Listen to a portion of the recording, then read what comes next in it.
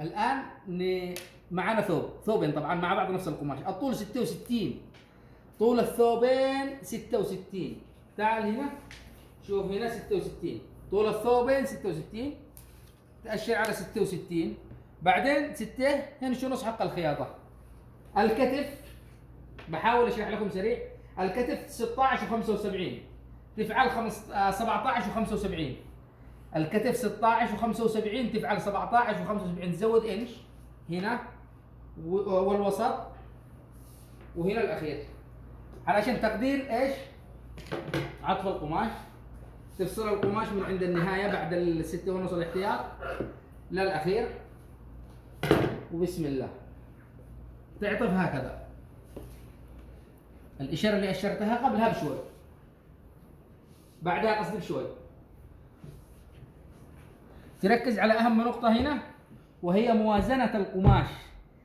موازنة القماش 10 إنش، 10 بغض النظر 10 11، أهم شيء إنه يكون المسافة هنا وهنا بنفس الأماكن كامل، نفس المسافة بالضبط علشان الثوب ما يطلع فيه ميلان. الآن نجي للكتف هنا 29 و5، 29 وربع، وسع تحت 29 وربع يعني 14 ونص و2 خط.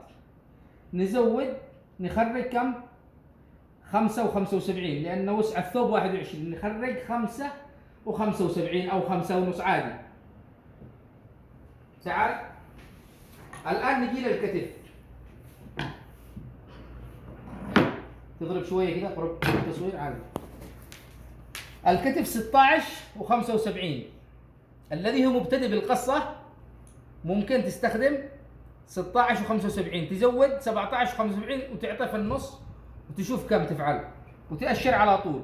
أنا قد نحافظ يعني مثلا 16 و75 يعني 8 ونص ناقص 2 ملي، يعني كم أأشر على 9 ناقص 2 ملي، يعني أزود نص إنش حق الكتف بحيث إن الكتف 16 و75 أخلوا 17 و75 كيف؟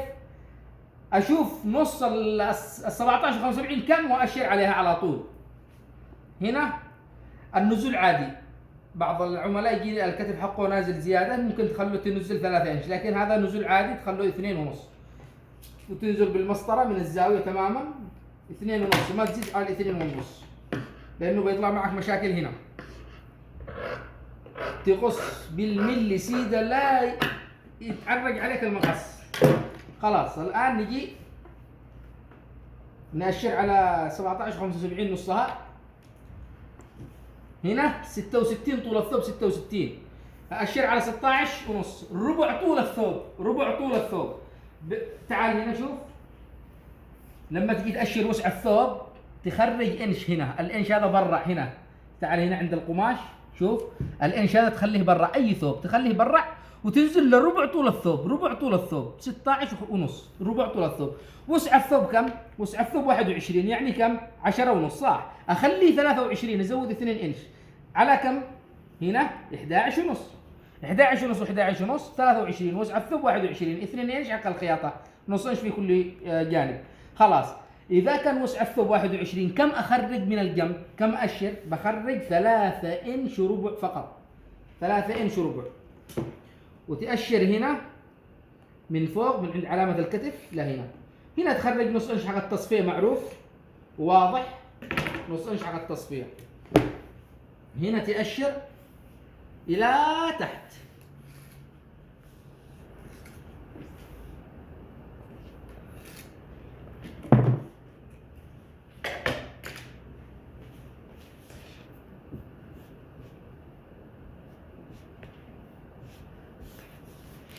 هنا قلنا 29 وربع نخليه 5 و75، نزود 2 إنش حق الخياطة.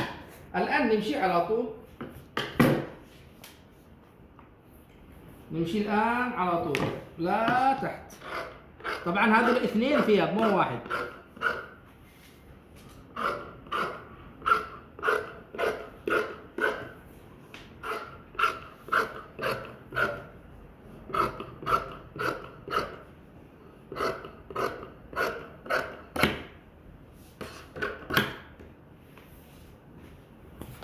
الآن تعال هنا، الورك حق الثوب، ورك الثوب كم؟ وسعه 23 ونص، ننزل 8 انش ونص لأن الرجال ما شاء الله طويل، ونأشر 23 ونص. تعال هنا الصور واضح، 23 ونص كم نصها؟ 23 ونص نبي نزود 2 هنش، يعني كم؟ 25 ونص. 25 ونص يعني 13 ناقص ربع. هنا الورك كم بيخرج معانا؟ 4 انش و2 ملي او 3 ملي. سجل هنا على طول علشان ما تنسى. وهنا 5 و3 4 تحتنا خرجنا. هنا اذا كان الثوبين نفس بعض ترفع قطعتين، تأشر القطعتين اللي تحت البدنات الخلفية طبعا معروفة، تقصها سيدة وتنحني شوي بالطرف علشان نزلة الكتف. تأشر للخياط هنا بقصة صغيرة كده. هنا تصفي النص الانش حق الصدر، النص الانش حق الصدر.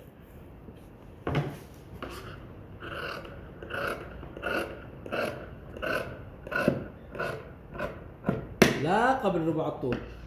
انتبه تدخل بالقماش تحت هنا عادي، نص انش وزاد شوي عادي علشان يطلع الصدر معك صافي. هنا تفتح الخيط لمقابل وسع الطول، او اذا كنت تسجل مقاس النزول حق الجبزور، اذا كان 19 مثلا هذا طويل تخلي نص انش، تفتح على 18 ونص. طبعا هنا معنا وسع الصدر، بعض المحلات ياخذ الصدر من هنا الامام، احيانا ياخذها من الزاويه للزاويه. طيب كيف؟ تعال كيف مقاس الزاويه؟ تشتي تخرج الصدر الزاويه.